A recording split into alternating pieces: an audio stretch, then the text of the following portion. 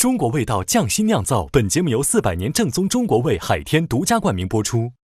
尝美味享优惠，封神餐厅订得到。本节目由让你顿顿都封神的美团团购联合赞助播出。小象超市30分钟快送超市，感谢节目官方食材供应商小象超市赞助播出。一饭封神尝百味，一杯宫酪品匠心。本节目由一口爱上中国味的宫酪酸奶赞助播出。好水煲好汤，好水煮好饭。本节目由每一滴都有源头的农夫山泉赞助播出。Como 管家厨神到家，本节目由一句话就能轻松做好菜的 Como 全屋智能赞助播出。一饭封神更懂美味，麦麸迪解码贴心更懂犬猫，本节目由麦麸迪指定赞助播出。卫龙高鲜牛肝菌魔芋爽，鲜香爽，本节目由卫龙魔芋爽赞助播出。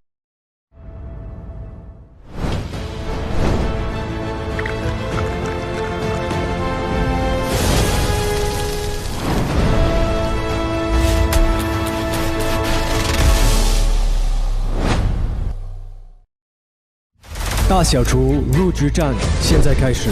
我今年的评判标准也比去年高了。你的结果是出局。天哪，全都没过。不管大厨还是小厨，大家都得拿自己手上的功夫说话。口感是超级好，很自然的感觉。入局可不敢？入局，恭喜你入局了。耶！大小厨入局战的比拼已经全部结束，再次恭喜本轮最终入局的32位厨师。这一季的选手太厉害了，我觉得我很亢奋，就感觉接下来会很精彩。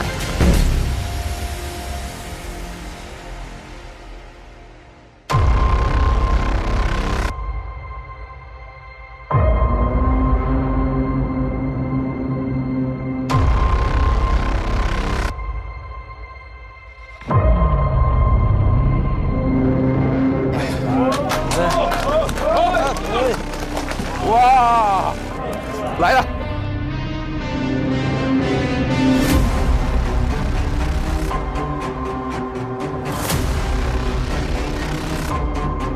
哇，你们都上去了！他们不会要挑我们挑战的。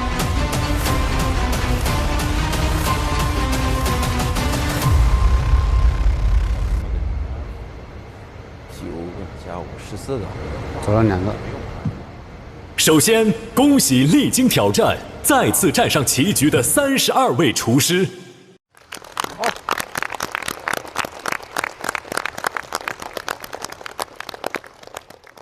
我们将开启新一轮的交锋。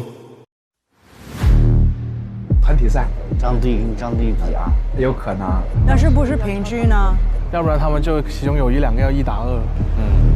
接下来的比拼是16对16，16对16。哪儿来的6呢？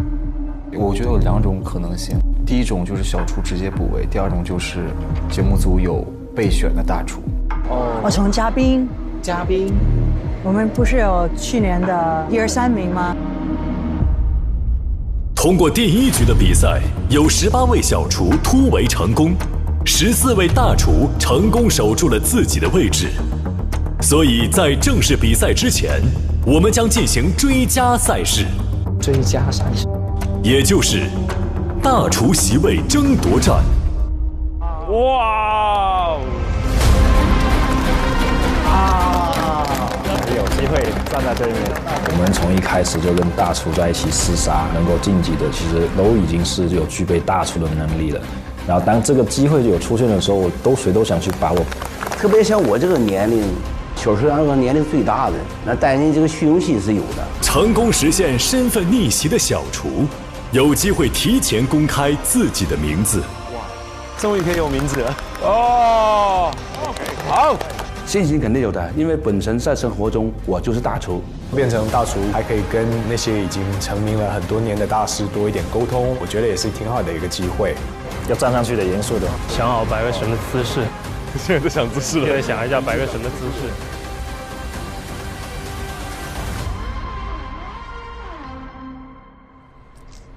我们一起 PK 吧，能当大厨是最好的。谁不想？对。他总有条件嘛，对，那应该有条件。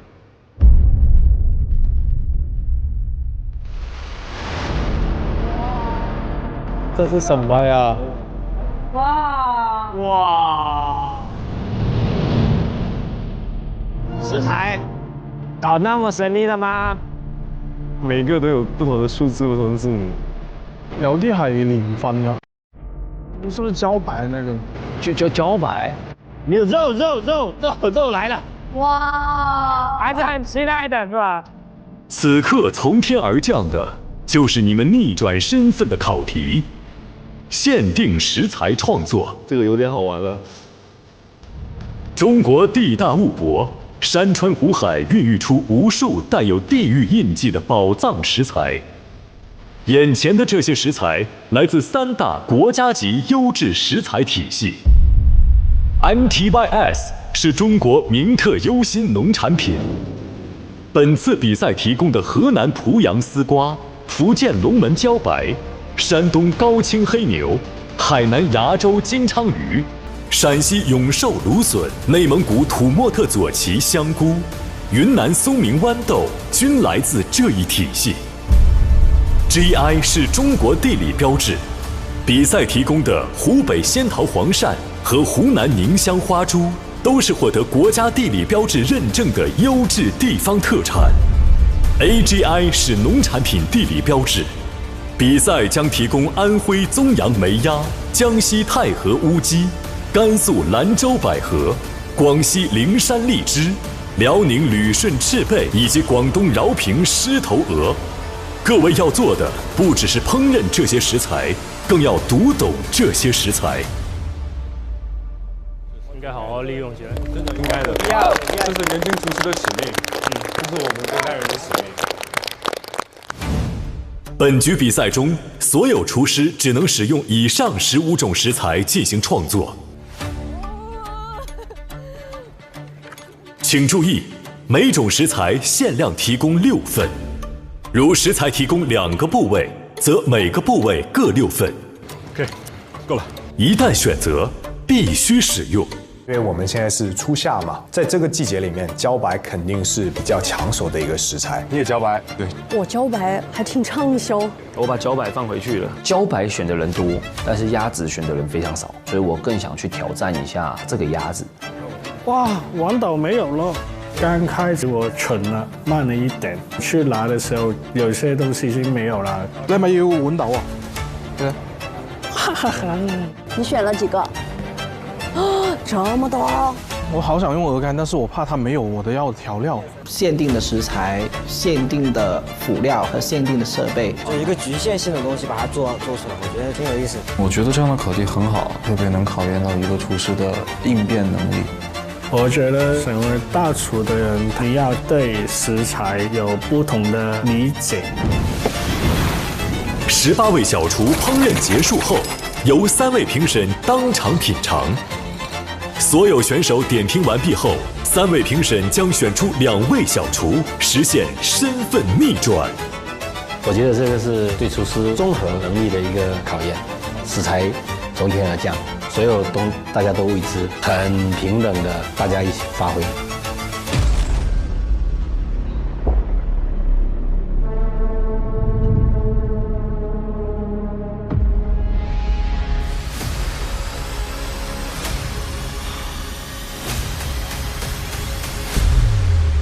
大厨席位争夺戰現在開始。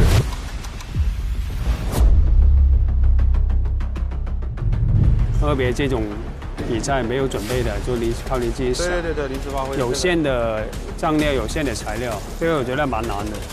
其實這個比賽呢，是一個很好的歷史來的，因為很多小廚經驗也不小。通過這個比賽，他們有一個機會證明他們本身有的 talent。其實我覺得這一季挺多小廚都有資格能成為大廚的，因為看他們在現場的表現啊，其實都表現得特別好。但是這次更多的是考驗大家的臨場反應和對食材的運用。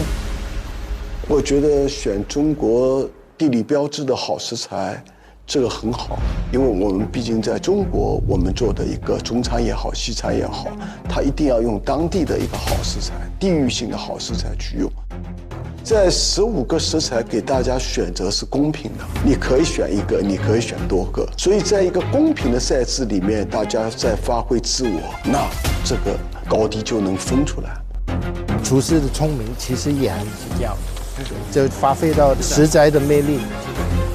其实按照规则来说，他选到什么食材就必须要用到他的菜里。对，那如果你太多就没有主角配角，就很乱。所以选多的人其实压力蛮大的。非常期待他们的呈现。荔枝选的好像也不少，你看像甜哭了和港厨都在处理荔枝，不知道他们会怎么做。荔枝最难做的，荔枝姐你做甜品，要做成主菜主料的话，它的选择性不多。哎，我也很想试一下那个荔枝什么味道哎，我看起来很绿哎。广西的荔枝应该是那种清甜，所以我觉得我还挺期待这个什么广西的荔枝。甜哭了，目前是唯一一个以甜品为主的一个厨师，期待他做的甜品，因为呢，甜品高手。我看他选了荔枝、百合、丝瓜，然后还有香菇。其他几个是搭的啊，但香菇这个味型在里面，对。只有你想不到，不会做不到，没有做不到，没有做不到。我把香菇切碎，再焯水，加上鸡精酱油等佐料进行烹煮，给香菇带来一个底味。但是还用香菇啊？对啊，它香菇现在煮水嘛。过滤之后的香菇进行烹炒，加上小米辣、蒜头、大豆油，还有用了一些辣鲜露。哦，这很大胆啊，很大胆。它做甜品还加蒜跟辣椒，对。有锅气的甜品呢，这一个。然后拌进我的马德琳面糊里面。我今天就是要做一个多重口味的马德琳蛋糕。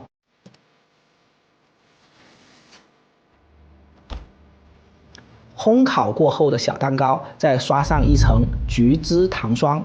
那这个橘汁是什么？橘汁就是英国的伍斯特酱，它就酸甜，然后还有一丢丢的辣的感觉。对，最早的潮汕牛肉丸的蘸酱就是伍斯特酱，就是给酱，给酱。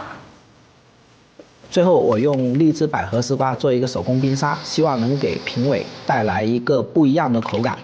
我不会担心小厨们会有同样的创意，因为只有我一位甜点师，我觉得我们的思路完全是不会冲突的，所以我还是挺有信心的。你用荔枝做什么呀？我做2个东西，一个是手别停了，没时间了。然后我做了一个管尼塔，一个沙冰，给他们清口的。那个荔枝我尝了一下，还蛮香的。但是我很好奇，他会用什么食材和荔枝搭配呢？就是刚开始我挑选食材的时候，我已经蠢了，慢了一点。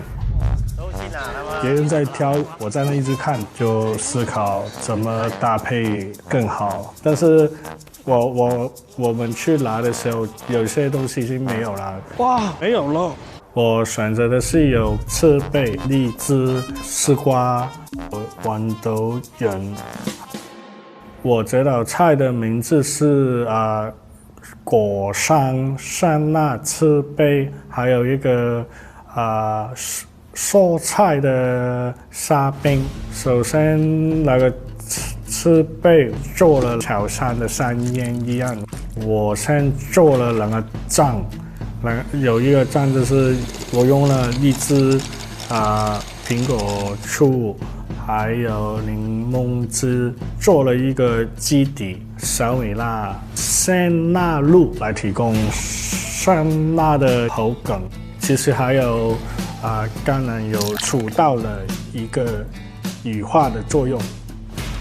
另外一个酱我是用豌豆仁、香菜就打进去，变成露式的酱。夠唔夠時間啊，師傅？夠，綽綽有餘。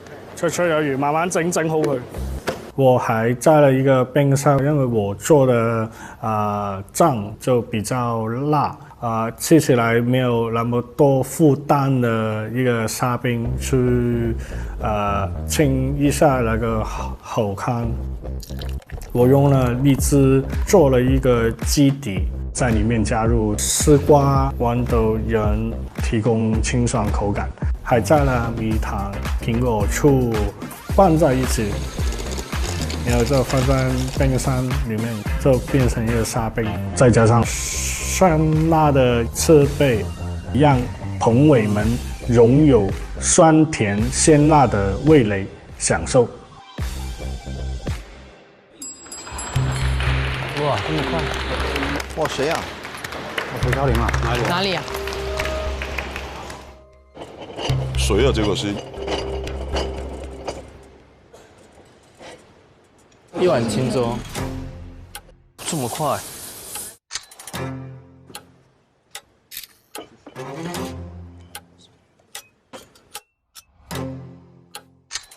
谢谢你。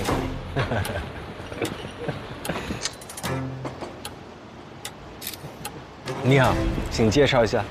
三位老师好，我是来自潮汕的一碗清粥，这个是我那个临场发挥的，而且这个菜里面没有用到任何的调味料，也没有用到任何的佐料辅料，一切的元素都只有百合。一碗清粥只选了百合。对啊，他很自信啊，他只用了百合。对。食材降下来的时候，就很多选手都在想有没有其他的一些调料啊、香料啊、辅料啊，都在问。配料是不是随意的？辅料我们自己的不能用吗？我这个时候我就来了一个灵感，那我为什么要去选这些东西？我如果想跟他们不一样，我就把这些东西全部去掉，做一个没有任何配料的一个菜，就只选了一个百合。这个菜的一个重点就是以百合清甜的味型为基础，用不同制作手法去体现它的多样化、多元化。那如果真的被我做成了，那我将来大厨的位置，我觉得大家都是心服口服的。说白了，我想让更多的人知道我的名字，而不是一个代号。那就做一个荷花主题，用百合的4种口感和形态来表达。首先把百合蒸了，去除了它的青涩味，只留下百合的清甜，然后再去碾成泥，煸干水分，放碗底当做荷花的淤泥，再用百合做酥脆的荷花。那我就用液氮先把它快速冷冻。使它的各种纤维被破坏之后，再拿去烤箱烤。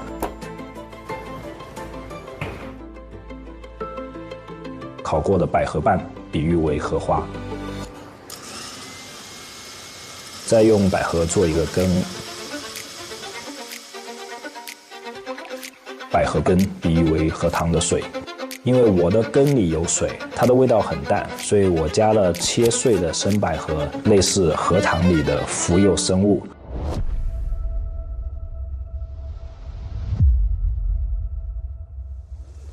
但我就担心它的味型太淡了。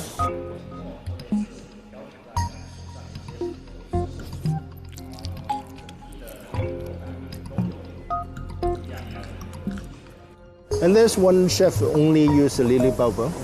I think that one. Yeah, and I think it's quite smart because you have to focus on the ingredients. Yeah, that one I think is smart move. 那你说你连调味料都不用的话，这就有点。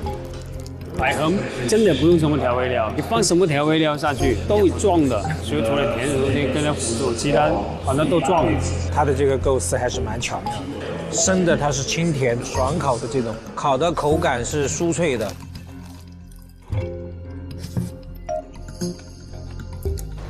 不会难吃，但我觉得也不出彩。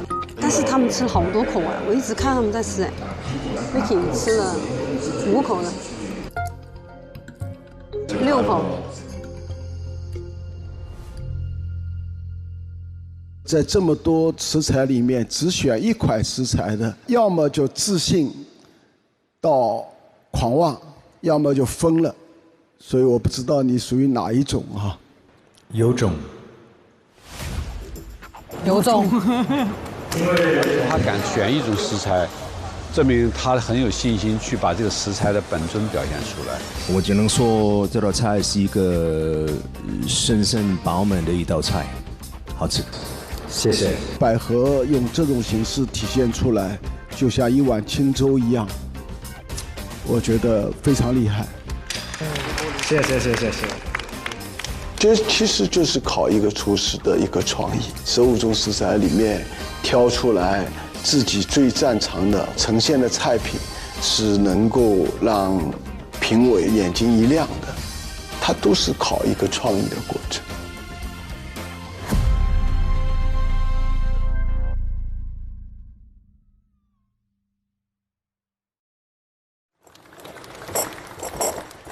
哎呀，他这个终于交了，最期待的就是这个，太想知道了。3位老师好。你好。你疯了 ，Madeline。这是一个多重口味的马德琳小蛋糕，因为它的味道比较甜辣一点，所以我在杯底做了一个爽口的冰沙。我希望我这个搭配是有点意思的。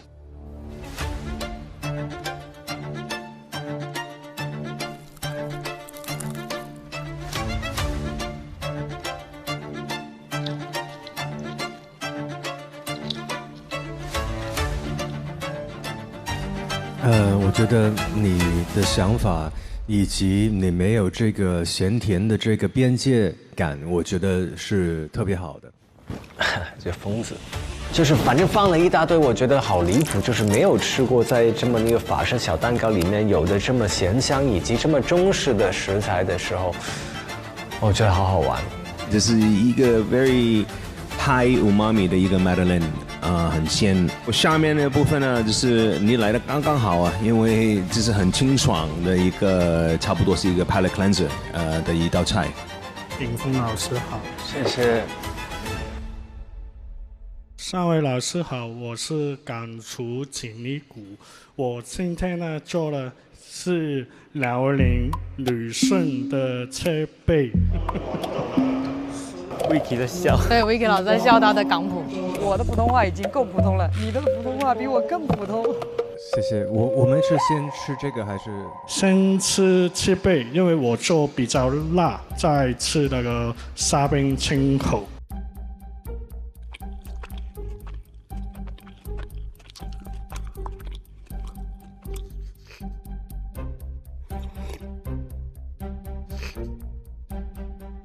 这个赤贝下面的汁酱，我看你把这么多的蔬菜基本上用完了，特别好，我觉得。我非常喜欢你整个平衡，我觉得很清新、很清爽，没有负担，特别是这么新鲜的一个赤贝，就是应该能够吃到它本味。我觉得你是表达到的，谢谢。谢谢天峰老师。看出来是一个很简单的一道菜但是我觉得你应该有的东西全都有了比如说温度，比如说口感，你控制的特别好，真的。这一轮就是看厨师有没有找到食材里面的主轴，有没有用对的炙烤。港厨强力鼓了，所有的食材呢配的特别好，甜酷了真的很大胆，真的是一个个人风格的菜了。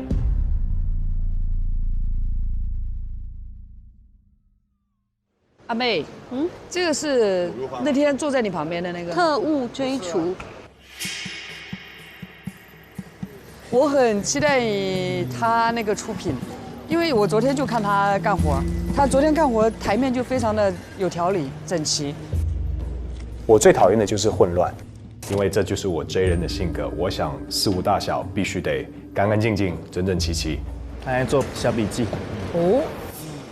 我是会在桌上贴一个很完整的计划表，然后严格按照计划来走的人。那比如这次我选了4个食材：乌鸡、茭白、豌豆，还有赤贝。那我的计划中最重要我要先做的东西就是把乌鸡熬成一个高汤，因为熬鸡汤的时候呢，鸡皮会有很多的肥油出来，那个汤就不会那么的清澈，所以我把鸡皮拿出来之后放到烤箱里面，把它弄成一个很脆的脆片。所以我的这道菜就是吃乌鸡不见鸡肉这种感觉。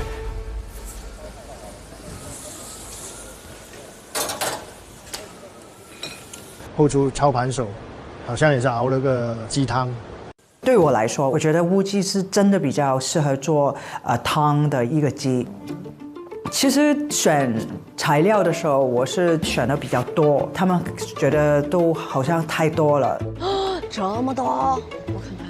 他拿了6个食材，他说玩一玩咯，就很轻松。他的逻辑非常的强，他知道他自己要做什么。我今天做一个汤一个鱼，我先用鸡白汤的手法把乌鸡熬成一个汤品，因为这种汤要把鸡骨打碎，然后熬很久，所以这个汤其实它很浓味，你喝起来的话，好像在喝一个鸡进去的。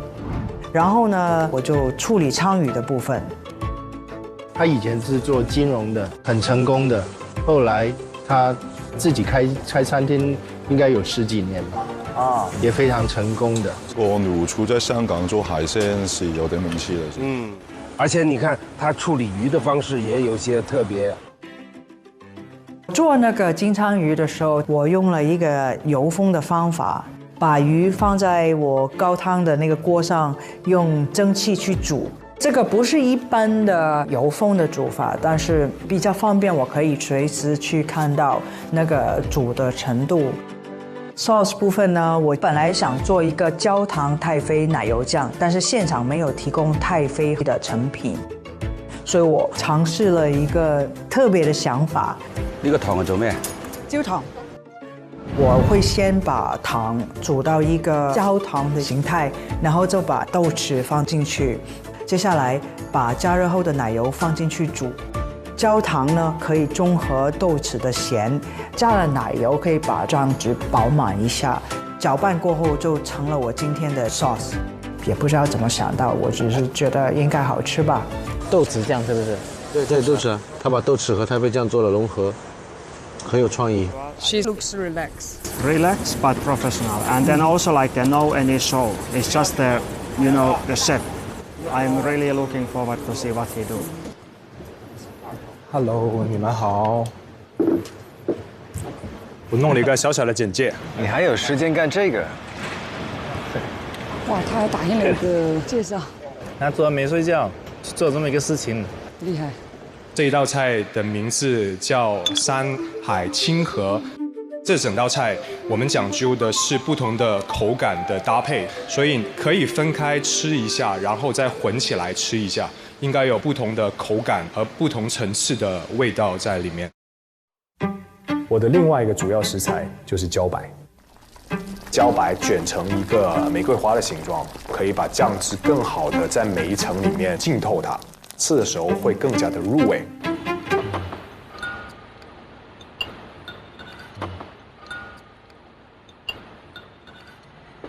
想听评委说一下，它的是什么味道？我觉得就还是像你的这个代号一样，你还是把东西想得非常的 J 的，非常通透的。谢谢。我觉得吃起来也有层次，从上面脆的到下面赤贝，再到豌豆，再到茭白，很好。我也觉得你刚刚步骤全部很美的，可是我希望可以有多一点乌鸡的感觉，这比较更好。好，谢谢。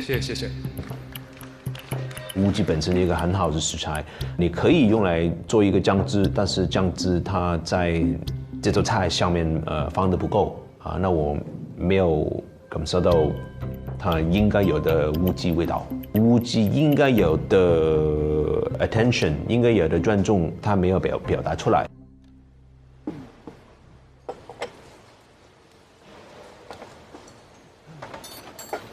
还有 table side 的 service， 行。其实所有的贝壳类都怕煮过，所以我把切贝轻轻煮一下，和百合一起摆到那个汤碗的底。到了评审面前，我才把那个乌鸡汤再放上去，那就可以保证他们喝汤的时候汤还是热的。这个乌鸡汤我是用那个白鸡汤的方法去做，它是整个鸡打碎去煮，所以这个汤是黑黑的。我们应该先吃这个还是先吃？可能先吃汤吧。OK。对。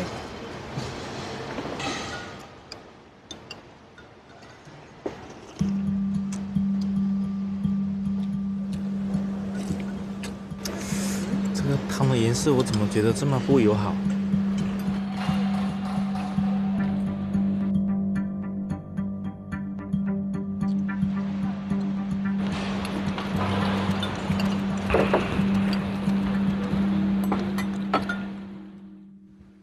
我觉得非常有意思，是因为鲳鱼本身它的肉质比较紧实，所以你用了一个这个豆豉的 toffee 去包裹住它，我觉得是很好的。后来有一个热汤去清洗一下味蕾，我觉得也是一个挺好的想法。我感觉它会进。我就觉得是。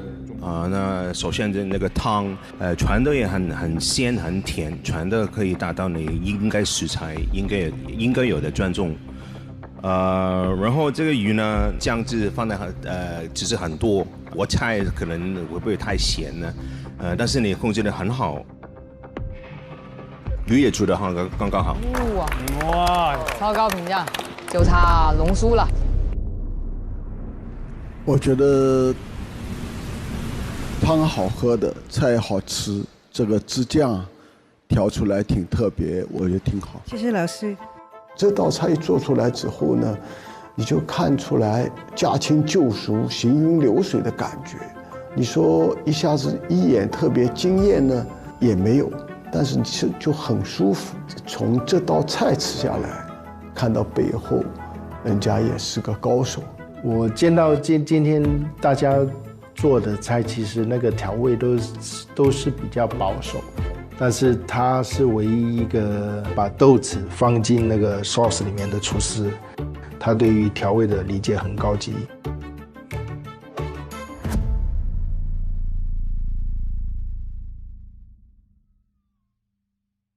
中国味道匠心酿造，本节目由400年正宗中国味海天独家冠名播出。尝美味享优惠，封神餐厅订得到。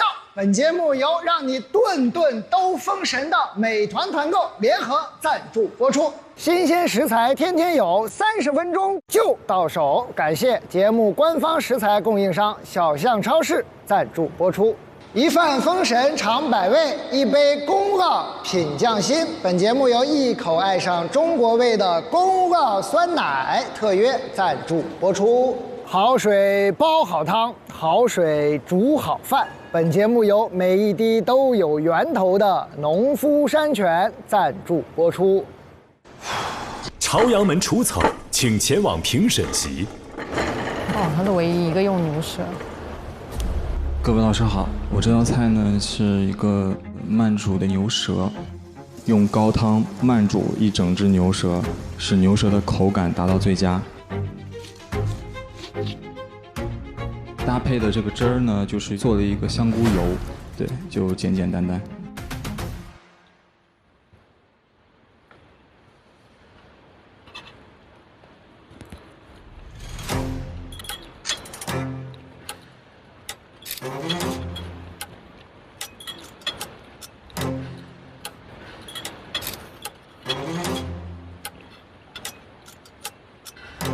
完蛋了，它冷掉了。我按完铃之后，我发现前面还有4、5组的人。我等的时间比较久，所以菜已经冷了。我觉得作为厨师而言是非常不合格的。小伙子没信心啊，这小伙子。温度可能给你减了不少分嘛。那么凉了之后，牛舌的口感肯定就没那么好，它就是会发硬。好，谢谢。谢谢老师。谢谢你。其实比赛里面呢，经常有状况发生的，但是成为大厨的话，一定是要找到一个 solve the problem 的一个 situation。老师好，我是来自台湾的吴越实验家，今天带来这一道是台湾的姜母鸭。姜母鸭是一个很有名的菜，它是福建的家常菜。姜母是一个风味，姜母的风味来自于姜、麻油、酒、糖。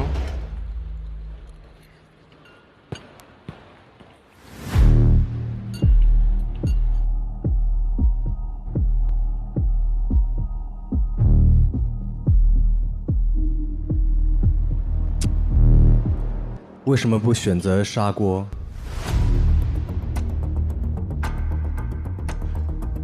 因为砂锅前一轮用过了，这一次的卤肉饭我是用煲仔的方式去呈现。哦。然后这一次我想呈现的是比较精致一点的摆盘。然后刚才这个盘子是有加热过，然后可能等的时间比较长。可能有点冷掉了。它的姜母鸭其实是不错的，但是像这种菜，温度是一个非常重要的元素。这次我用砂锅做了一个煲仔。三位老师好。你好。哇。他用一个砂锅去保持鱼的温度，这个就是临场的经验了嘛。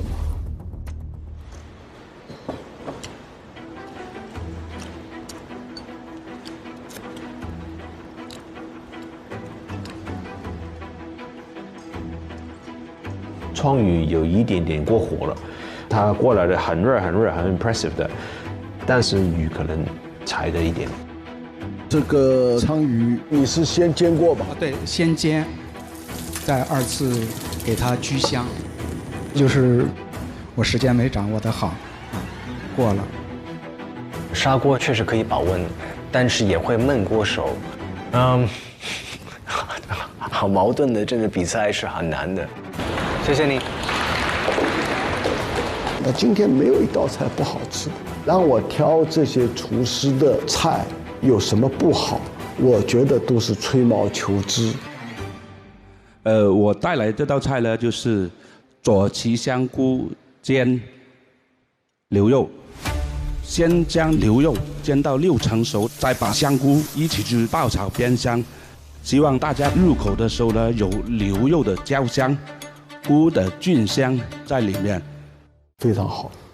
但是呢，要进入到大厨阵型，这道菜的创意肯定是不够。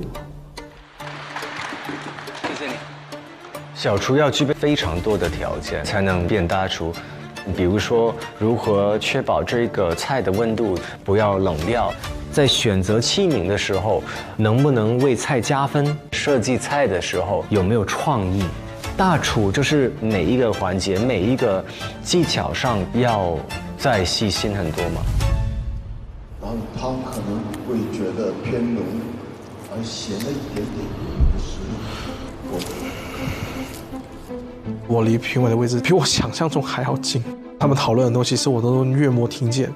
就只是这2次比赛我都非常紧张，心脏跳得巨快，心理状态、生理状态会很紧张。但是我也是兴奋的。我对这个比赛的赛制，其实我还蛮喜欢的。既然你是要一个小厨升大厨的一个争夺战，那你肯定要展示一些其他人未必能做到的东西吧？那就试一试呗。我选到的食材是芦笋、茭白、丝瓜、香菇还有鹅肝。一看到这个食材的组列的时候，我已经有一个大概的想法。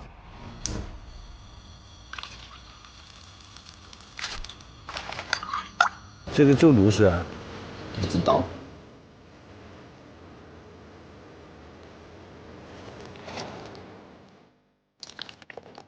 但是它这个也有点危险的感觉。它做卤水，1个小时做出来味道能入味吗？我很期待它鹅肝的呈现方式。哦，它是用速封瓦具，然后给它抽真空，改变气压，让它快速入味，然后再蒸制鹅肝。太聪明了。我觉得那个盘子应该会很有意思。那我很好奇他们做什么。我们过去看一眼。终于来了，我看看这个。熊猫。老师你好。Hello， 谢谢你。放这里。Thank you。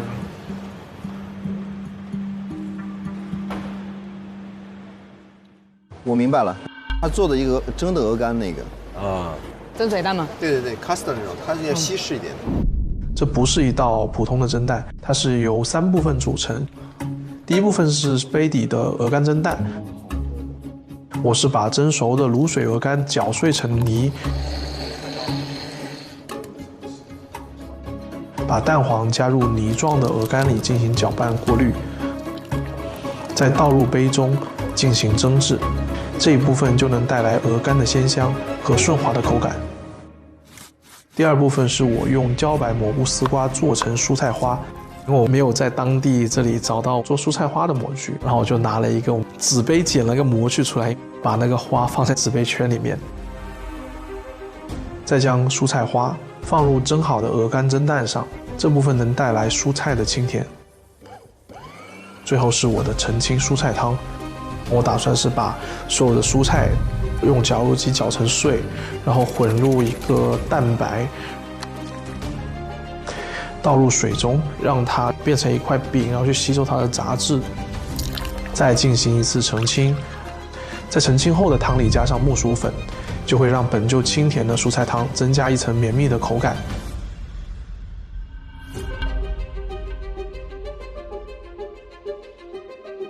他现在所有东西都是合理的，都是所有任何一步都是合理的。我怕那个汤不够烫，我在旁边再装了一杯，可以让你们再试一下那个汤的状态。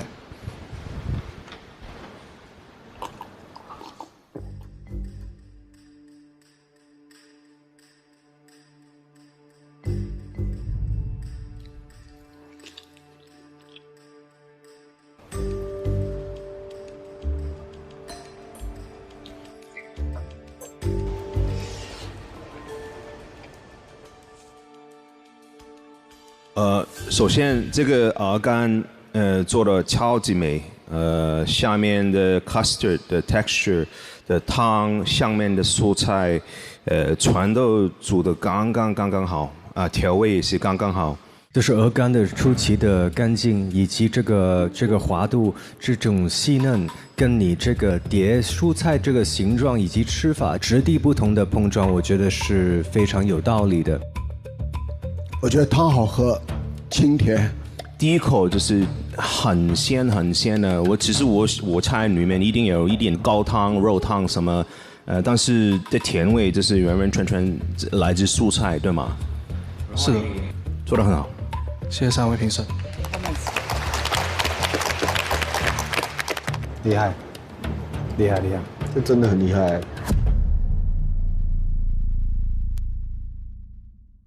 现在这些00后的思维啊，就非常好。他们敢尝试。我还是很期待那个00新竹。啊，00新竹。第一轮他做那个太厉害了，应该是头3的。对。而且他还是很年轻，创意的爆炸感。对，爆炸期。David，我觉得你可以收个徒弟，给他收了。他选的金枪鱼，亚洲区的金枪鱼，因为气候和海域条件，它的肉质是很紧实鲜美的。我做的这道菜叫炭烤金枪鱼，配时令的时蔬。选择做海鲜的话，是我擅长处理海鲜。金枪鱼它的肉质偏粉嫩，比较容易入味，所以腌制好的金枪鱼我会用苹果炭去烤，这样也会增加一点炭香味儿。蔬菜我选择了芦豌豆、茭白，还有芦笋，这些都是当季最时令的东西就是最好的。你看它和后厨熊猫都用了芦笋和茭白，茭白现在培育的也非常好。中国人过去叫第6谷，我们不是5谷吗？这个说法。对，这个第6谷就叫菇米。大概它菇米就是有一个问题，它经常会感染黑粉病，结果就是茎的部分膨大。古人意外发现被感染的茎部口感鲜美，就有了茭白。茭白是个意外来的。美丽的误会。为了让食材本味最大化，我就用芦笋的边角去煮水，然后用芦笋水去焯芦笋，再放冰水里冰镇，就一点都不浪费。茭白片也用茭白水和少量橄榄油去炒制，豌豆进行简单的炭烤，这样就能充分发挥各个食材的本味以及特性。因为我不想破坏食材的本味，所以我用胡萝卜、洋葱、大葱以及大蒜等蔬菜熬煮一个高汤，过滤浓缩后加入柠檬汁和盐，增加一些酸酸甜甜的口味，以此来衬托食材本味。就不要因为这么好的食材过度的调味、过度的烹饪，把好的食材就毁掉了。为了搭配炭烤味，我又炸了葱油，葱油放在炭火上恒温，能让葱油味更浓。过滤后淋在汤里就完成了。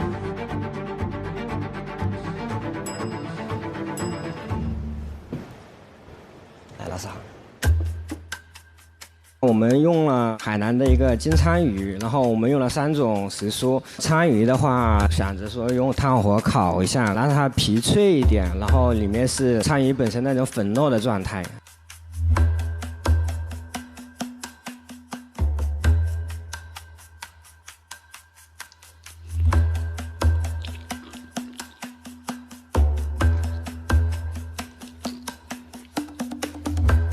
目前我觉得它是稳的，它绝对稳。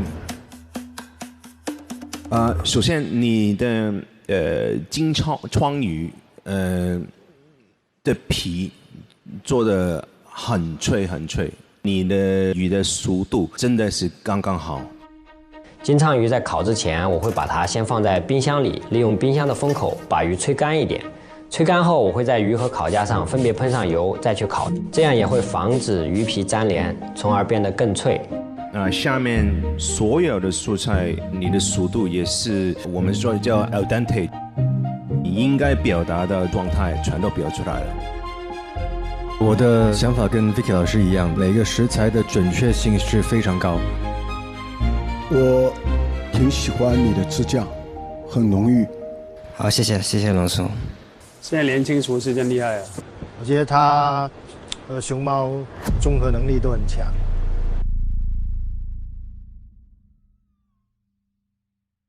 想不到今年有很多厨师来自必翅膀餐厅，他们的手艺和功夫有一点说法。能上必翅膀餐厅的都是经过大众口味和评价的沉淀的，能够长期稳定的输出好的味道本身就是很难。我也想今年多去好几家必翅膀餐厅尝一尝。我现在开演唱会，去到每个城市都会用大众点评必翅膀，看看有什么餐厅是值得打卡的。要找当地的味道，不会错。这次还是厉害啊，没有一道难吃的好。对，是每道都好吃哈。羹终于来了，看看这个。哎，它的器皿也选得挺好看哦。你看又有保温，然后那个碗里面还有东西。Hello， 3位评审老师好。你好。我今天带来的是非传统的顺德鱼羹。顺德鱼羹值得期待，因为它里边确实本身的口感就很复杂。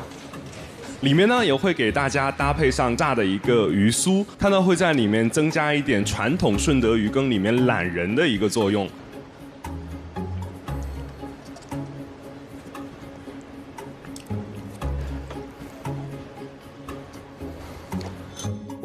我很喜欢你的创意，因为你刀工、你的炙烤全都在。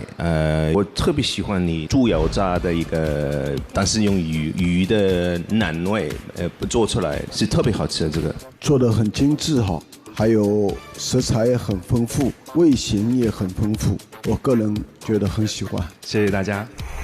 我今天带来的是一道荔枝味的宫保乌鸡。我觉得很好玩，我没想过乌鸡跟荔枝用这个吃法。我觉得太合适了，因为本身荔枝的这个酸甜果酸加一点点咸辣，我觉得好搭呀。我觉得这种冒险的精神是非常可嘉的。开了。哇，好香哦！哇，香味的出来了。师傅，你做什么排骨啊？茶油蒸排骨。不，他们3个都一样食材的。都排骨。我炖芦笋汤。小辣椒做什么啊？他做糖醋排骨。宁乡花猪肉，我们湖南的特产。这个花猪肉它不像那种大骨头的肉，花猪肉它骨跟肉它本身就很鲜美。对，它不是很柴的那种。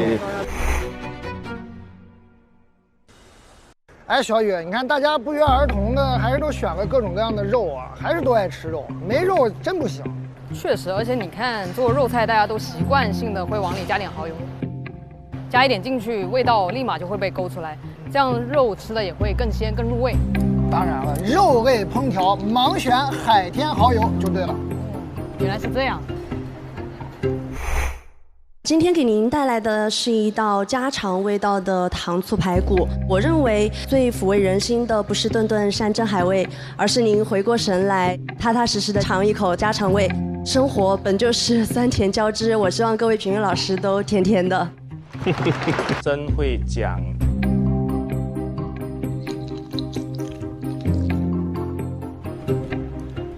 我觉得作为一道糖醋排骨，我很难挑出毛病来。对的，排骨呢，其实口感呢很嫩，甜酸的味道是很 balance。肉质对我来说可以再稍微松一点点，但是我觉得整个味型我觉得非常准确的。谢谢各位老师。我这个是麻油豆豉蒸发猪肉排，排骨倒入米酒，还有一些调料，最后淋上茶油，直接上高压锅蒸18分钟就可以了。它要拌一下。对，这个主要是下饭拌饭好吃。它蒸的时间是做得很好的，辣味也控制得很好。哎呦，我看榕树饿了，榕树肯定喜欢呢。我做了一个排骨跟芦笋汤。哦，他做3道菜，有凉拌菜，有汤，有主食。先炖排骨，中间我把芦笋的头和皮全部下去跟它一起煮汤，煮熟了之后渣去掉。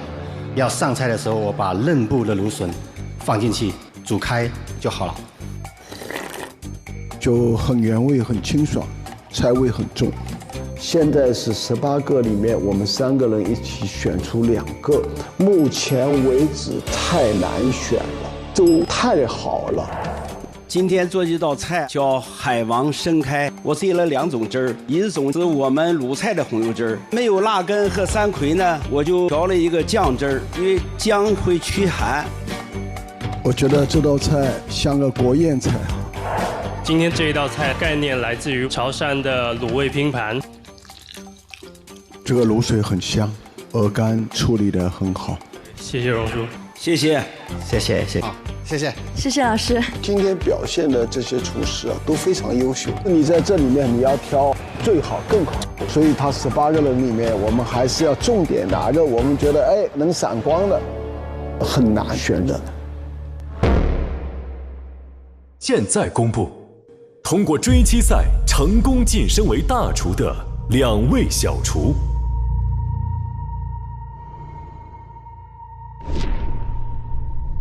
我还是挺有信心的，对菜品的一个呈现也好啊，对一个概念也好，我觉得是很有信心的。我觉得还是相当有信心的。我说是你上去，不会，必须的。后厨熊猫，我问我的大厨，大家都公认是熊猫。我觉得功夫熊猫还有甜哭了，港厨潜力股蛮让我欣赏的。00后新厨表现得非常出色。今天有很多选手做出高水准的菜，就看谁做的比较有层次感，谁可以看到多一点技巧，多一点思考。最终成功晋升为大厨的选手是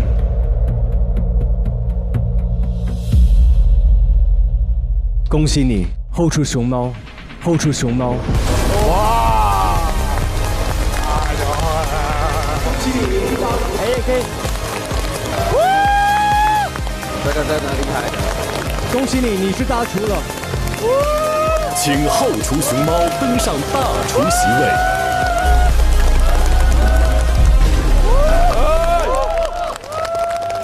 后厨熊猫能够有这样的信心去做这道菜，我觉得挺大胆的。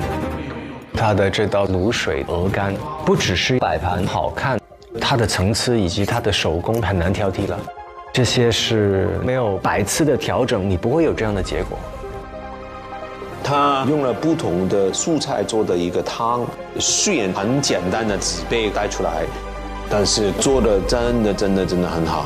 一碗蔬菜汤里面都能喝出肉麻的香味出来，所以这个我觉得很优秀，做得很厉害。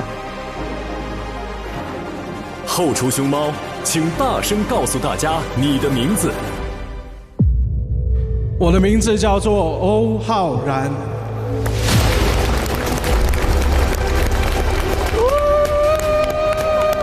还挺帅，哦，帅气。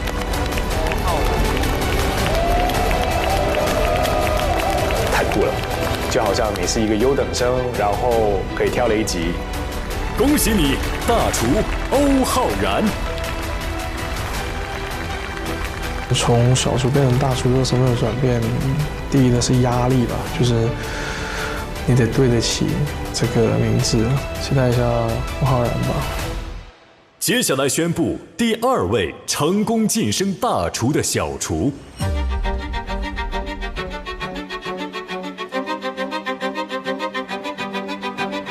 我能不能上啊？想让更多的人知道我的名字，而不是一个代号。甜苦了跟后厨操盘手，看2人之间其中一个。甜苦了一碗清粥。00后新厨。总分排名第2，成功晋升为大厨的选手是后厨操盘手。后厨操盘手。你看，我就说吧，就是你，快去！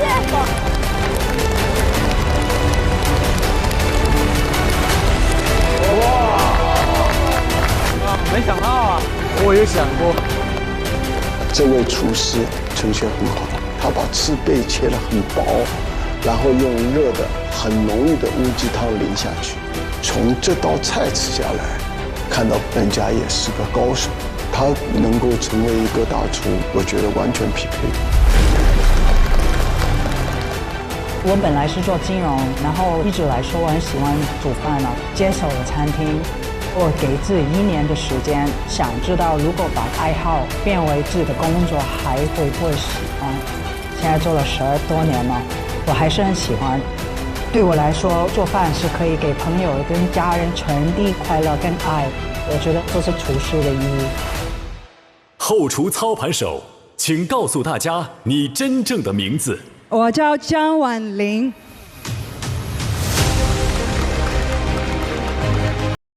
其实我是改过名的，以前的名字叫江若楠，男生的男。那个是我爸爸妈妈把他们对我的一生的期望呢放在我的名字上，但是后来是我开餐厅的时候自己改了新的名字，现在叫江婉玲。我其实非常喜欢我现在的名字，然后很开心可以在节目中叫出我的新的名字。江，名字也好听。他是放弃了之前所有的一些积累，然后跳进了这个行业里面，从小做起，到今天变成大厨，哇，不是很帅吗？很难在一场比赛里面18个人，每个人都不会出错。这届的选手我觉得强，特别厉害。这就是我们刚刚开始的比赛，我感受到一帆风顺的第2段很精彩的。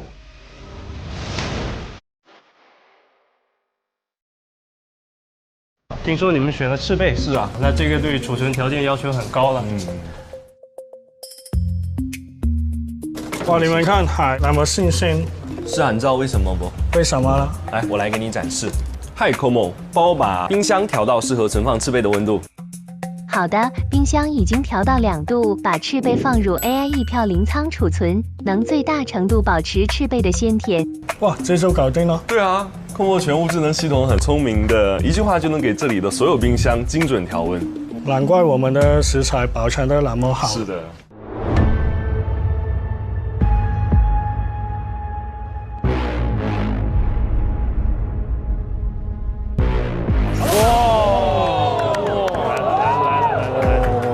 恭喜成功入局的16位大厨，16位小厨。好漂亮，好帅，好帅！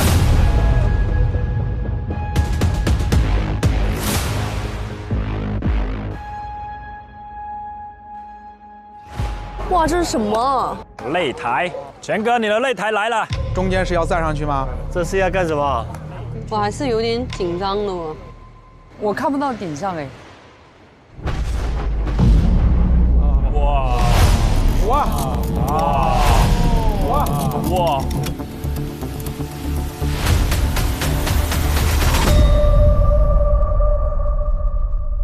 好帅啊！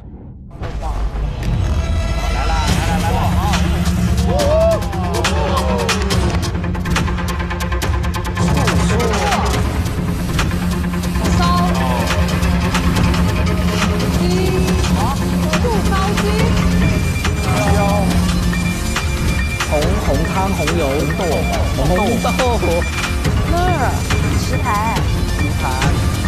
这个主题也挺奇怪啊。我应该是关键字，然后你做的菜跟这个字有关系。1、2、3、4、5、6、7、8，8个主题吗？身上还什么东西啊？哦，棋盘4个座位2对2。估计今年应该会有新的花样。第2局对决主题：海天大小厨2对2对决战。2对2，2个小厨，2个大厨，对，还是1个大厨1个小厨。注意是2个大厨对打2个小厨。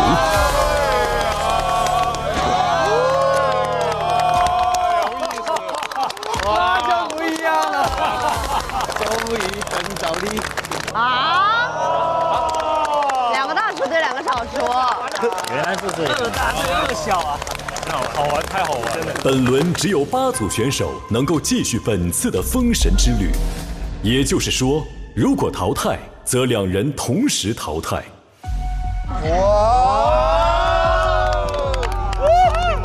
刺激！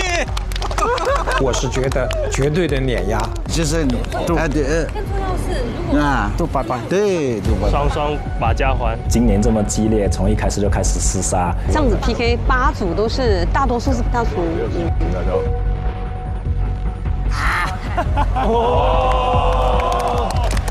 妈呀！小厨和小厨、大厨和大厨之间的较量，对我觉得蛮公平合理。为什么一定会输？都是大家这样比过来的。看他们不爽很久了。我们直接把他们全部换掉。跟着大厨的经验比，可能稍显不足，但创造力是我们的优势。我觉得大厨们未必能赢过我们，最重要的一点是他们都有固化思维。干他，干他！他们压力比咱大呀，手都在抖，谁都不想拖后腿，这个状况。对，真的。怎么组队？我们怎么不知道呀？组队方式自由组队，组队成功后，请到各自挑战区就位。你挑谁？我没有挑谁，谁都行。咱俩走了，走了。咱俩可以吗？可以啊，可以啊。咱们菜系差不多，海鲜嘛，对不对？好，我们2个吧，共同进退啊。来吧。你们这么快啊？哇，好快哦！我没有，谁都可以。来 ，come on。可以，张老，我跟你一组。可以，没问题。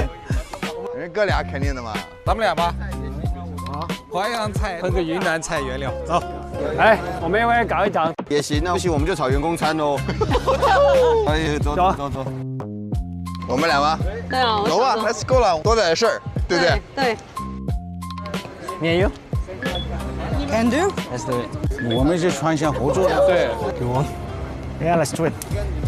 我们是不是要中西合并啊 ？OK。你们不想做一个中餐的吗？因为我一直很喜欢 Chef Eric， 所以如果他开心的话 ，Yeah, one Chinese, one Western, maybe better. You work? Yes. 哇，这么快！哇，你们默契这么好啊！我们这边还散，还散。哎，这是一个好事，我们看看他们选谁。哎，对，有道理。然后我们想想，他们大部分都是同一菜系的，对，中西西。我觉得小厨谁都不能放弃，我们围起来商量一下。商量一下 ，OK。我发表一下我自己的意见，我们不管他们选谁，他们怎么搭配都没有关系。但对于我来说，我们都是小厨，我们走到这一步，我觉得我们应该是互补，然后去干他们。我觉得首先要考虑的是距离。就是看看哪2位组队可以练菜的，练菜的，这是很重要的一件事情。不然太长距离线上沟通没有办法从嘴巴试那个味道是很难的一件事情。所以我是觉得从这个方面，但是是填窟了，依据到地理位置这一点，然后我们按照地域去划分的。那我跟你就 OK 了。我们的程度可以去试。对，我上海也行。我选你。我觉得你们俩沟通好，沟通一点。来，我们答谢，来加油，走，加油！来，一展加油，加油！下面公布第2局海天大小厨2对2对决战的对决主题。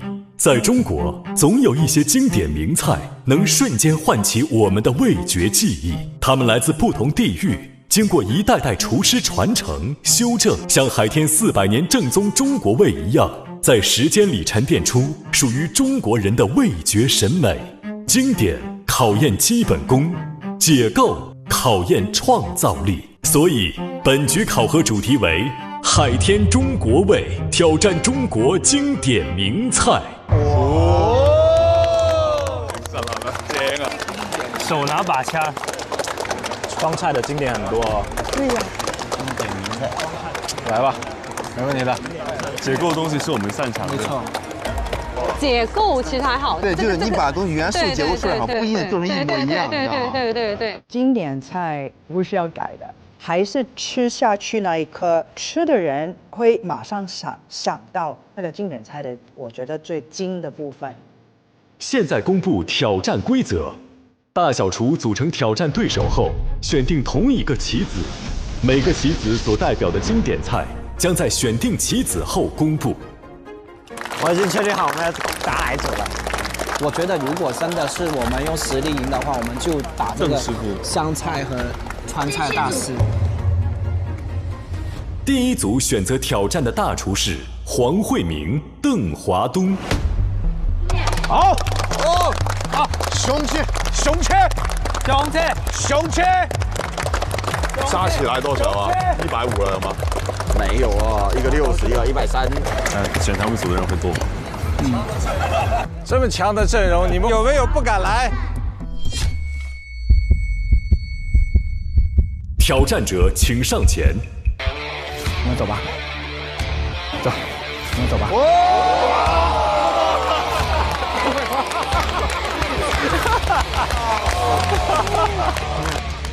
有种啊！还没有下棋之前，我们就商量好，跟邓师傅、黄师傅两位大师 PK， 他们足够强，我们就选他了。我们就选两位最强的老师去 PK 一下。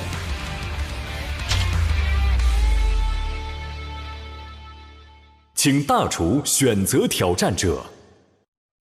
首先，很感谢4队选手看得起我们2位，我觉得你们赢了，那是中国餐饮的未来更强大。如果我赢了，就给我了更多学习的机会，我可以继续看下去。所以说，既然你们4组站这里了，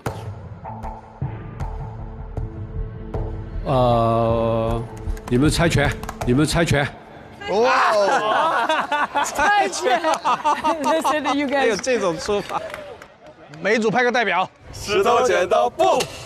来，我们3个来。石头剪刀布。哇！你好，可以。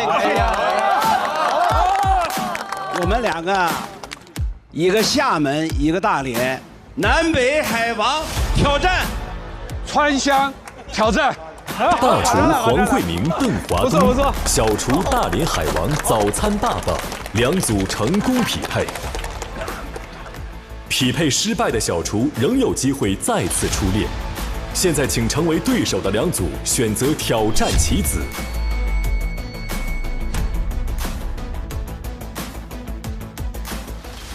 我们小海鲜，我这没有海，没有，这没有海鲜的。对啊，怎么他当少当什么奖？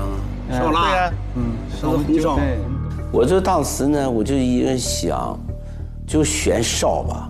要红烧，不管你红烧肉还是说红烧海参呢，红烧鲍鱼，你就红烧这个东西，咱是特别俗的烹调方法。我们都拿一个鸡吧。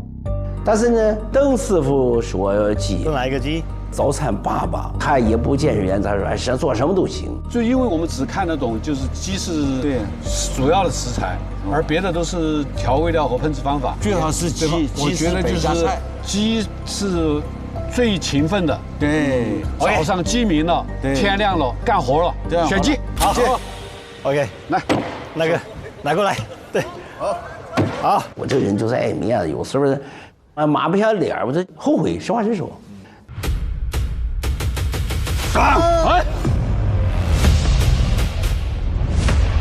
鸡有可能白切鸡啊，广东最经典的。我觉得他既然会把鸡放上去，他应该不会出很简单的题目。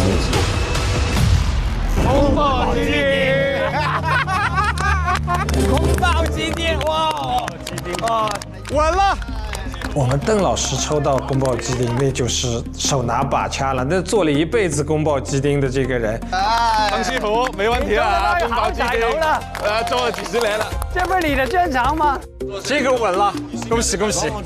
没稳。选之菜，所以说每一个字里边肯定是有那个菜的名字。是。第2组大厨王刚、苏华，挑战者请上前。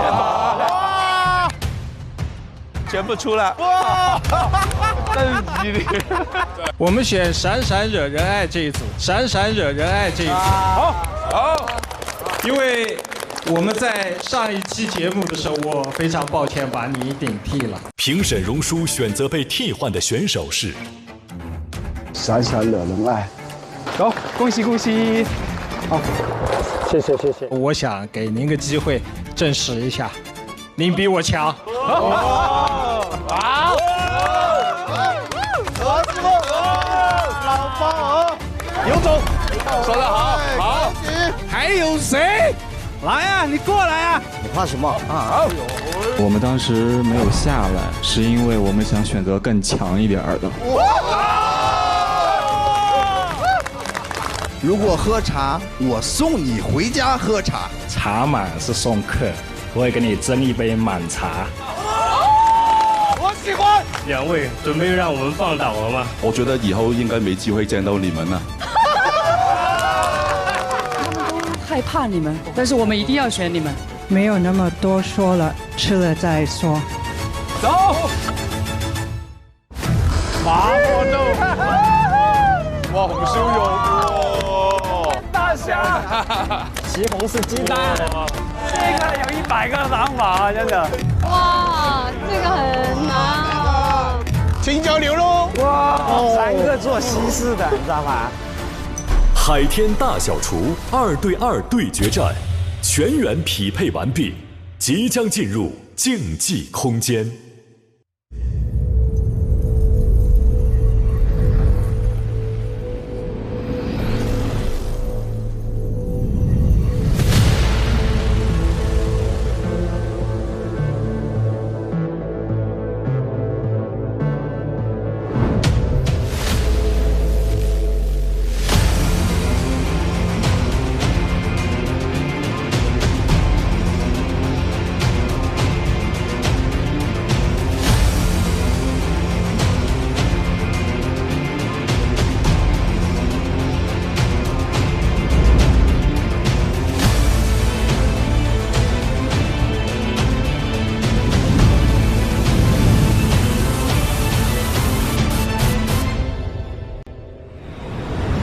欢迎32位选手进入海天一饭封神第2局比赛现场。本局比赛是海天大小厨2对2对决战。本次比赛，评审将在看不到菜品制作者身份的情况下，做出绝对公正的评判。最终用菜品征服更多评审的一方，才能成功留在局中。盲品呢，就是没有机会解释，我们只能靠味道来评审。在盲选更残酷。我现在的用的是心思呢，他们不一定能看透。其实盲评对于每一个选手都是很公平的一件事情，它一定是以味道去取胜的。无论是谁都有赢的机会，只要你做的这种东西能切中他们的点，都赢了。这次的2v2赛制，就好比我以前做一些 forehand、sixhand 的活动一样，会有独奏和合奏，很考验2个厨师的配合。这个有好有不好的，2个厨师爆出来火花，可能很多新的 idea 出来。但是如果2个人有分歧，这个就可能是一个问题。所以1+1不一定大于2，也可能等于混乱。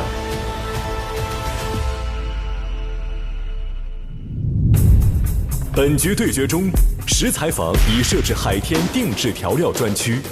作为拥有400年正宗中国味鸡店的调味品牌，海天将为本局提供多种中国味型调料，选手可根据菜品需求自由选择使用，为本局挑战中国经典名菜提供更多创作可能。大厨之间的合作一定是1+1大于2，我们一定会旗开得胜。又一次碰上了大厨，但是这座山我们会再一次翻过去。我对所有的设计全部都很有信心，不能输。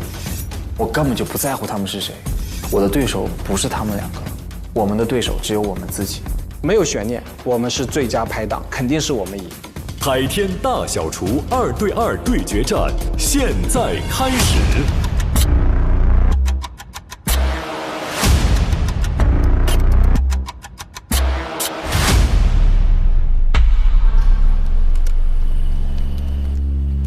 黑总，我们要不要穿这个？好啊，来，我帮你穿，你帮我穿。这么暧昧吗？哎，不用，自己穿的。You see, they seem to be playing. 这2位更像2个教授。这2位教授到底做什么菜呀？这组好看了，都是厉害的组啊。Give me a chance. This one. Give us a chance. Oh no. 石头剪刀布，石头剪刀布。OK。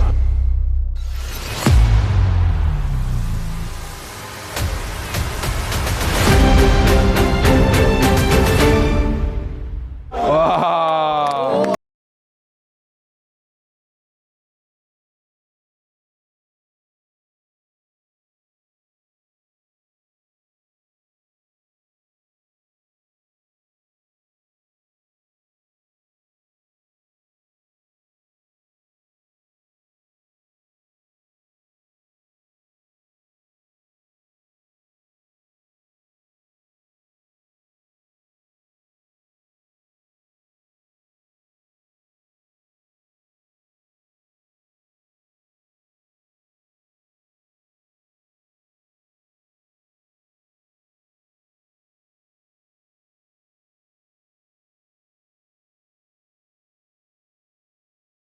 辣，然后牛肉的滑。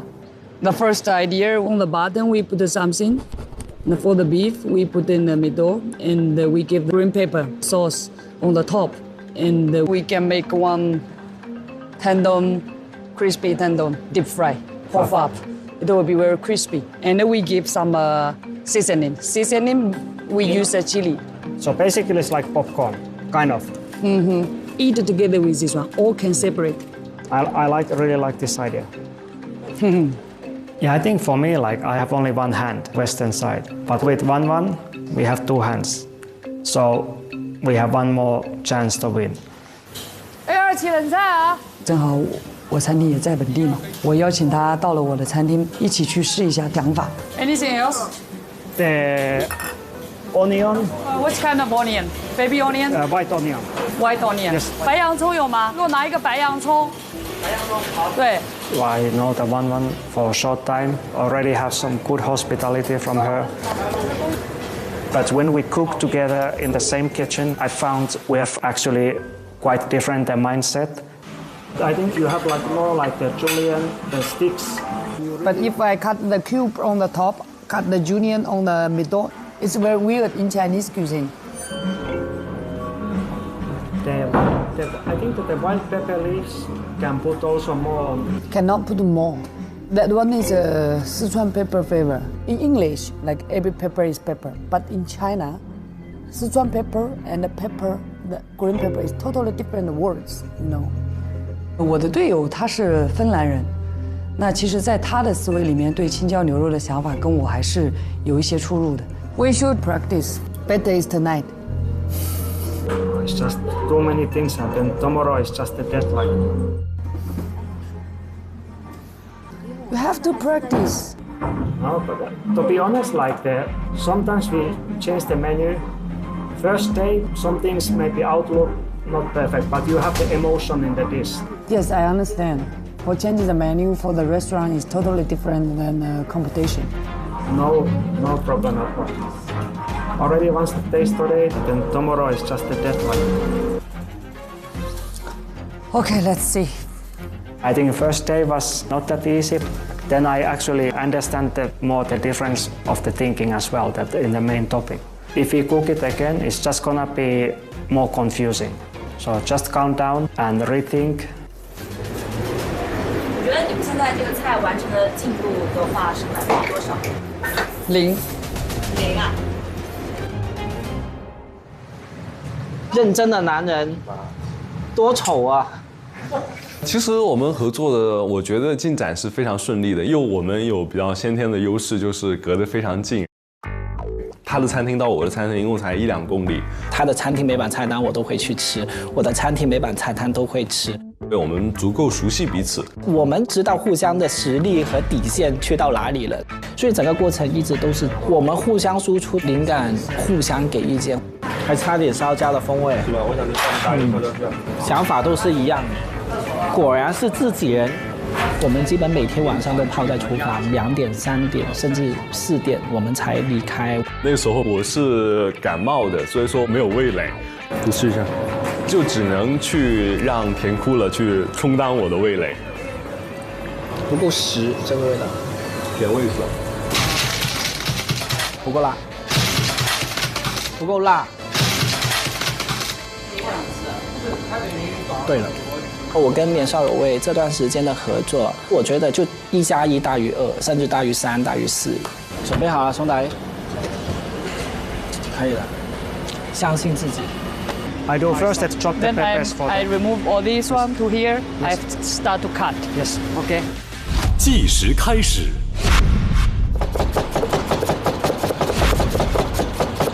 他们的案板都不一样，一个是中餐常用的圆墩，一个西餐常用的长方砧板。我们西餐主厨拿中餐刀切洋葱来切得挺好的。这组文文胜算应该大吧？做湘菜的。I don't have confidence now. You have? No, I don't have now. First beginning, we don't have too much time to practice, not even too much time to communicate, and kind of the trust issues. 你看看那边，实验眼镜都戴上了。因为我们的菜更偏向拆解，再去解构这个风味，整体风格更像实验的感觉。我们今天要做的是4个单品组成的一套青椒牛肉 set。这一套 set， 我们把青椒牛肉绝对拆解、绝对重构，甚至绝对风味，我觉得这个真的输不了。那这样的话，我感觉那边有点危险了。我觉得这道菜最大的亮点是我们对传统的一个尊重。对我们自身的关键一定是好吃。冥冥中有一个非常笃定的感觉。I believe we are stronger。青椒牛肉对决的投票结果是。怪紧张的，看到是紧张。宫保鸡丁准备开始。这么多天我练了无数次，每天都练到这道菜所有的口感跟味道都要掌握在我的手上。我第一道菜特别有信心，我还是赌邓师傅赢。我们都在等你炒。学习一下。我今天这个宫保鸡，我可以给它打到88分，所以姜还是老的辣。它就是标准，没办法。颜色不对呀，泡的时间一久就不对。但是有些东西呢，它永远是要吃这样的宫保鸡丁。传统与创新的对决。投票结果是。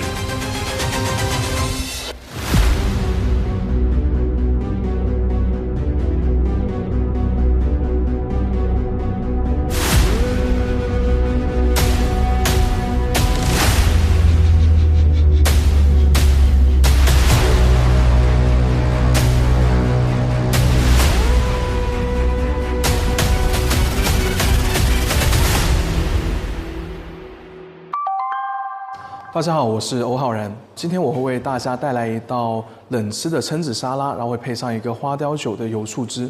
我们会用到海天3年陈花雕酒做一个油醋汁。我们呢蛏子不要用水煮，而是用到了海天3年陈花雕酒还有干葱一起焖熟。那这款酒呢酒精度有16度，它的这个酒香很醇厚，品质也很高。那既能去腥又能锁住它的鲜味。那我们现在会给一点点花雕酒和蛏子汁。给一点醋，先盐，然后我们会有一点橄榄油，然后我们的油醋汁就完成了。那么首先在盘底排我们的西红柿，我们蛏子会摆多一点点，最后再给一点我们的油醋汁。那这样我们一道带有花雕酒风味的一个蛏子冷吃沙拉就完成了。向大家推荐我们的海天3年陈花雕酒，它是3年纯粮食酿造，大家也可以试试用花雕酒玩出不同的花样。每周3、周4来腾讯视频看《一帆风神》第2季，12点 SVIP 更新 ，VIP 次日12点抢先看1周。每周5 12点 SVIP 惊喜加更，看更多正片未播精彩内容。每周6 12点 SVIP 更新会员专享衍生一饭小馆，畅聊正片幕后。每周日精彩衍生一饭家常菜，看大厨教你做家常菜，更有各种精彩花絮不定期放送，不定期惊喜直播等你解锁。中国味道匠心酿造，本节目由400年正宗中国味海天独家冠名播出。尝美味享优惠，封神餐厅订得到。本节目由让你顿顿都封神的美团团购联合赞助播出。小象超市30分钟快送超市，感谢节目官方食材供应商小象超市赞助播出。一饭封神尝百味，一杯宫酪品匠心。本节目由一口爱上中国味的宫酪酸奶赞助播出。好水煲好汤，好水煮好饭。本节目由每一滴都有源头的农夫山泉赞助播出。Como 管家厨神到家，本节目由一句话就能轻松做好菜的 Como 全屋智能赞助播出。一饭封神更懂美味，麦麸迪解码天性更懂犬猫，本节目由麦麸迪指定赞助播出。卫龙高鲜牛肝菌魔芋爽，鲜香爽，本节目由卫龙魔芋爽赞助播出。来一瓶万益蓝小蓝瓶益生菌，吃喝封神好搭子，本节目由万益蓝 Wonder Lab 指定赞助播出。一饭封神正版授权小游戏，加入一饭封神小厨神秀人间烟火气。一饭封神2联合微博发起一饭封神菜品上新活动，上微博搜索一饭封神，进入话题页参与活动，推荐你最喜爱的菜品，将有机会解锁超多精彩福利，快来为心仪大厨的招牌美味进行强势推荐。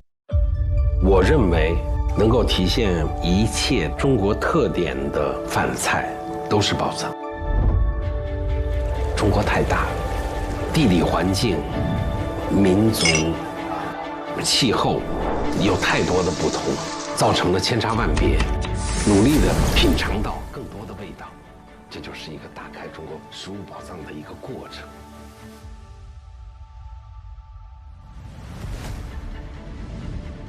上微博进入一饭封神话题页，为你喜爱的厨师打 call。上微博参与一饭封神话题讨论，获取更多独家精彩花絮。上微博参与一饭封神2二创大赛话题讨论，赢取更多精彩福利。上微博参与一饭封神2观后感话题讨论，分享你的节目观后感。关注新浪娱乐，精彩内容早知道。下载网易小蜜蜂，看更多年轻人的朋友圈。超1000万留学生都用有道词典 AI 同传。上1点资讯，了解节目更多精彩内容。上知乎参与一饭封神2问题讨论，参与知乎剧综圈子活动，解锁惊喜好礼。上百度 APP 搜索百度娱乐 get 更多娱乐精彩独家内容。上百度搜索一饭封神第2季，精彩内容尽在百度百科。上新浪新闻客户端搜一饭封神，看节目更多精彩内容。看新闻用 Zaker， 关注最新节目资讯。中华万年历 APP 陪伴成长，记住一生乐趣。西窗竹 APP 品味中国诗词之美，就是检验这些创新最好的地方。一饭封神，它更像赛会制的比赛。哇，这是什么？这是要干什么？一个厨师在这个场地里，他都容不得半点差错。光头匠需要一个 OK 泵。喂，着火了！一点点失误，可能你就往前走不了了。不好意思，你的结果是出局。这个结果反而是我不能承受的结果。上微博参与一饭封神话题讨论，分享你的节目观后感。更多节目精彩资讯尽在新浪娱乐、微博综艺、新浪综艺独家社交媒体平台微博，首席合作媒体新浪娱乐、微博娱乐、微博综艺、新浪综艺。你的结果是录取。知道。